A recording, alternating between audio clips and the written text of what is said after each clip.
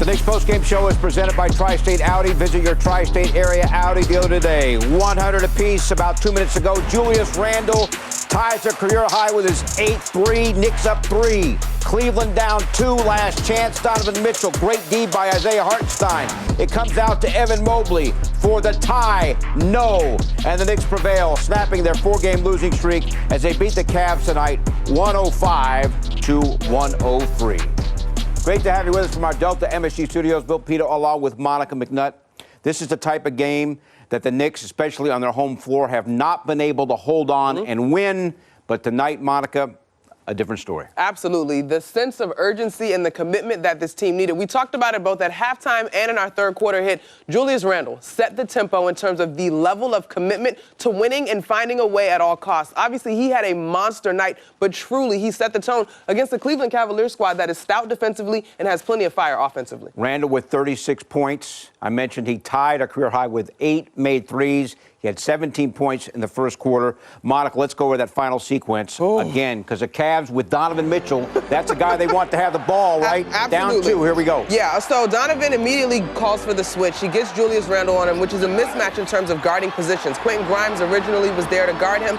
The scramble, Evan Mobley, the last chance look. But what is so important about this sequence, guys, is the way that Isaiah Hartenstein got in position to help. He goes straight up, hands up, contests, makes it a difficult shot, does not foul, and ultimately the Knicks come up with the basketball and the win for the game. All right, game summary, Monica. Knicks win up by 2. Note the three-point shooting. Knicks go 17 of 33 from downtown.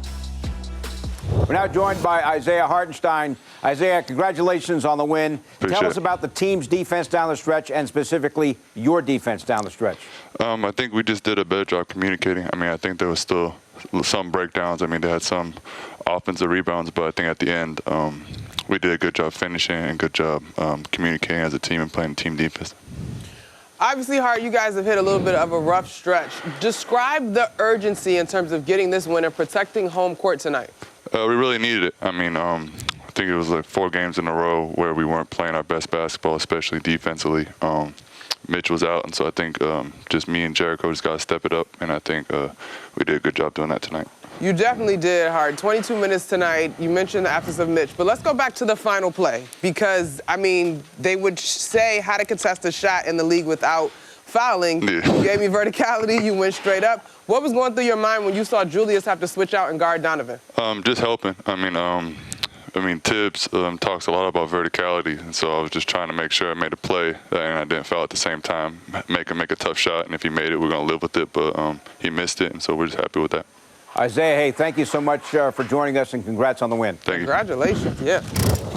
All right, so the Knicks win. They were up at the half, Monica, by 5. Am I being funny? No, you are. That game, you got to let it out. Woo, they finished, they closed, they protect the home court. Please continue. Okay, moving right along. Knicks up 5 at the half. Key sequence in the third quarter. They go down 8, and you're thinking, oh, but they were able to stabilize, and in fact, end up leading after 3 quarters of play. Yeah, a lot of the conversation around this squad has been, what can you get out of the bench, right? And I thought Tibbs did a great job with rotations tonight. The third quarter run, Julius Randle obviously has his hands all over it, but you also got really valuable minutes from your bench guys throughout that. That time, Julius just showing how strong he was. Here's a Jalen, who we know is one of the most clutch guys in the league. Quentin Grimes always cutting to the right spots and making himself available. I loved that finish, going baseline to the right, finishing with the left. Quentin, I mean, talk about a young man stepping up and hitting big-time threes. I mean, he hit 2 huge ones today, and of course, there's the one of Julius's 8 threes tonight. I just thought overall, it was just such a strong performance. Key point at the end of that third quarter. Yes, Obi was a part of that run. You saw Deuce made the assist there. Quick heads-up play. Finding Obi again in transition. Hart was on the floor. Hart had 4 assists. I think he got that backdoor cut, finding Deuce in that same third quarter stretch to stabilize the squad. I mean, tonight was a glimpse. And mind you, this is without Mitchell Robinson. Tonight was certainly a glimpse of what you can get from this team as a collective. I think some of the confidence that Obi had from his first half performance versus Toronto carried over into this one. I think Hart is beginning to understand how he best fits. Sometimes I think he has the right intentions, but he cuts to the wrong places. Today, I thought he did a really good job of being in position so that his teammates could find him. And obviously, defensively, we talk about the final sequence of the game. He had a big-time block on Donovan Mitchell with about 1:20 to go. He comes up with a big-time dunk, and when this team needs to create some space down the stretch. So tonight was a glimpse of what you can get out of your bench. All right, fourth quarter, Knicks up by 11, 8 minutes to go. We've seen that before. Yep. Knicks up 5 with 41 seconds to go. We've seen a lead like that slip away, but that did not happen tonight. You grow, and I don't want to be cliche about lessons and losses, but I think tonight was a big-time display of growth when you look at, as you mentioned, some of the leads that this team has allowed to get away from them. But today, they protect home court. And again, I can't say enough about Julius Randle tonight. Like, the toughness, the grit, going in amongst the trees that the Cavs have in their backcourt. I thought that was a terrible call, for the record, against RJ.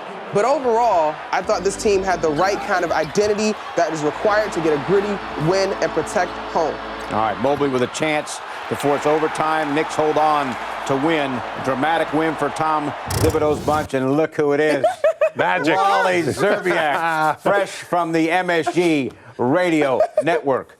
What do you have? Wow, what a game. The Garden was electric, sellout crowd, big-time possessions down the stretch. And, Julius Randle just hyping up the crowd at the end of the third quarter, 30 and 10 going into the fourth quarter, made every big play down the stretch of that game, hit the big three, got the big rebounds. He's doing everything, playing with heart for this team. It was a big win. 4 losses in a row. Would have been brutal to have 5 in a row. I mean, you said it, Monica, that call at the end of the game. I mean, the foul was out on the three-point line by R.J. Barrett, and Billy Kennedy gave him the and one. It was like, really? And the last thing you want in that possession, up 5, is to give up 3 points because it becomes a 2-point game. So just a gritty win by this team that really needed it. Isaiah Hartenstein, we had the opportunity to talk to him a little bit after the game. He was absolutely huge in big spots on defense when the game was on the line tonight. That last possession, I mean, what a play. Donovan Mitchell had 2 possessions down the stretch of the game where he had easy shots at the basket. Actually, 3, it turns out. One where RJ reached in, knocked it out of bounds off him. Then Hartenstein came over and helped the following possession. And then the final possession to wall up, use the rule of verticality, and just stymie Donovan Mitchell completely. And then he reaches over and gets a little bit of a block, and then Mobley, no chance that one's going in. And then the rebound by R.J. Barrett, just absolute joy and euphoria for this Knicks team, Monica. Big challenge not to foul by Hartenstein and Mitchell there, correct? Yes. Big time. Definitely. And I think in the post-game interview with us, Wally, he talked about Tibbs preaching verticality. I don't know if we can see that one more time, because I think this was an example of the little things adding up. Because not only did Hart come up with that block, if you watch the end of that play, he turns around to block out, I can't remember who the Cavs player is, but the idea of doing the little things first and it paying off in big spots, I can't get enough of that. Yeah, and it was huge, Monica. Go ahead. Here you see it. I mean, Donovan Mitchell, and look at the defense by Julius Randle. Julius is doing a great job. So here's Hart on the help, right? Then we're going to have this scramble. Evan's going to get this look. But look, Hart goes to block out Jared Allen just in case, which is so smart because we would have hated the ball to bounce to Jared Allen, do something freaky at the rim. So just the little things pay off. They matter, they matter, they matter. This is a great game and a testament to that. And Hartenstein's a vet. He's been around. He's been in those type of situations. I love that Tom Thibodeau kept him in at the end of the game because he attacks the offensive boards. He attacks the defensive boards. He blocks out, not afraid of the moment. That was winning plays down the stretch of the game, and this was a huge win for the Knicks.